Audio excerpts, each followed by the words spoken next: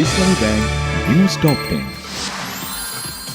নির্বাচিত প্রতিনিধিদের শপথের পর 17-18 ফেব্রুয়ারির মধ্যেই নতুন সরকারের হাতে ক্ষমতা হস্তান্তর, জানালেন প্রেস সচিব শফিকুল আলম। সাবেক স্পিকার ও ডেপুটি স্পিকারের নতুন সংসদ সদস্যদের শপথ পড়ানোর সুযোগ নেই, জানিয়েছেন আইন উপদেষ্টা আসিফ নজরুল। এবারও নির্বাচনে জালিয়াতি ও জবরদস্তি হবে না বলেছেন বিএনপি মহাসচিব মির্জা ফখরুল ইসলাম আলমগীর। বিএনপির ইশতেহার ঘোষণা আজ রোববার নয়াপল্টনে দলের কেন্দ্রীয় কার্যালয়ের সামনে হবে বিএনপির শেষ নির্বাচনী জনসভা।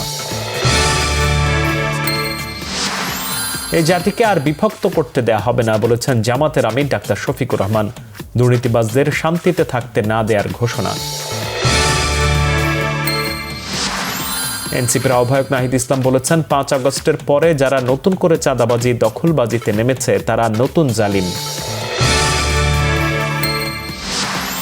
আসলে 6 লাশ পোড়ানোর মামলায় সাবেক এমপি সাইফুল, সাবেক ডিআইজি সৈয়দ নুরুল ইসলাম ও পুলিশ সুপার আবদুল্লাহ হেল কাফি সহ 6 জনের মৃত্যুদণ্ড, যাবজ্জীবন 7 জনের। নির্বাচনে ধৈর্য, নাগরিক বান্ধব আচরণ করার নির্দেশনা সেনাপ্রধান জেনারেল ওয়াকারুজ্জামানের। ভারতের মণিপুরে নতুন রাজ্য সরকারের শপথের পর পরিস্থিতি আবার অশান্ত। সরকারে যোগ দেয়া কুকিজো সম্প্রদায়ের 5 বিধায়ককে বয়কটের ঘোষণা।